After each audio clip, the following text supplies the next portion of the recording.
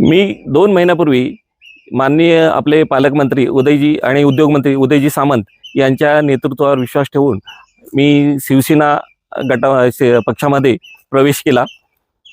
त्यावेळेला उदय सामंत यांची चर्चा करत असताना विकास कामांबरोबर जशी चर्चा केली त्याचबरोबर आम्ही माझ्या उमेदवारीबद्दलही चर्चा केली। त्यावेळेला त्यांना सांगितलं की हा गट सर्वसाधारण पक्षासाठी खुला आहे, कोकरे जिल्हा परिषद गट, आणि तिथून सिद्धार्थ कदम आणि मी दोघंजण इच्छुक आहोत। त्यावेळेला उदय सामंत यांनी सांगितलं की जर तो सर्वसाधारण गटासाठी इच्छुक उमेदवार जर असेल तर तिथे आम्ही सर्वसाधारणचाच उमेदवाराचाच विचार करू, आणि त्यांच्या शब्दावरती विश्वास ठेवून मी 2 महिने या विभागामध्ये काम करत आहे।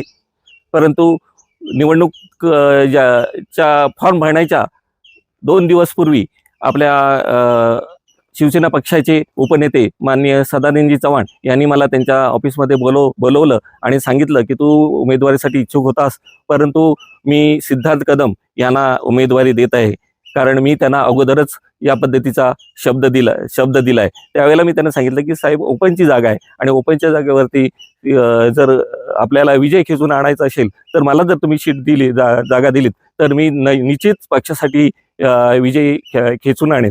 त्यावेळेला ते बोलले नाही, मी शब्द दिलाय, आता ते काय त्यामध्ये काही बदल होणार नाही। त्यानंतर मी त्यांना बोललो की नाही साहेब, गेले 2 महिने या विभागातील समाजाचे, कुणबी समाजाचे सर्व कार्यकर्ते विभागवार बैठका घेत आहेत आणि हा सगळा विभाग पिंजून काढलाय, आणि हे सगळे लोक मला जर उमेदवारी दिलीत तर आपल्या पक्षाला पाठिंबा देतील आणि आपण नक्कीच या कोकरे गटातून विजय खेचून आणू।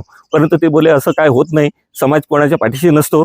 त्यांनी मला मामा जोशींचं उदाहरण दिलं।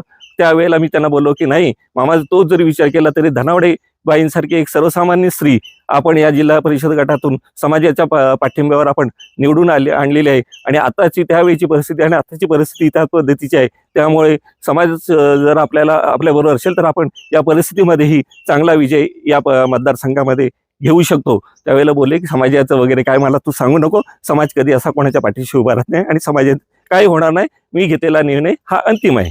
परंतु ज्या वेळेला आम्ही प्रवेश केला त्यावेळेलाच पालकमंत्री उदय सामंत हे बोलताना सांगितलं होतं त्यांनी की अशी कोणाच्या शिफारशीने किंवा कोणी कोणाला शब्द दिला म्हणून कोणालाही तिकीट मिळणार नाही। जो पक्षामध्ये आहे त्याचा पूर्णपणे आम्ही विचार करू आणि निवडून येण्याची ज्याची क्षमता आहे त्यालाच आम्ही तिकीट देऊ। त्या पद्धतीने आम्ही त्यांच्या शब्दावरती विश्वास ठेवून काम करत होतो, पण 2 दिवसापूर्वीच आम्हाला या पद्धतीने सांगून आमची घोर निराशा केलेली आहे, आणि ही निराशा आमच्यावर झालेला अन्याय हा पक्षाचे सर्व नेता, ज्येष्ठ नेते आपले एकनाथजी शिंदे साहेब यांच्यापर्यंत जावा म्हणून मी या विभागातून अपक्ष फॉर्म भरलेला आहे।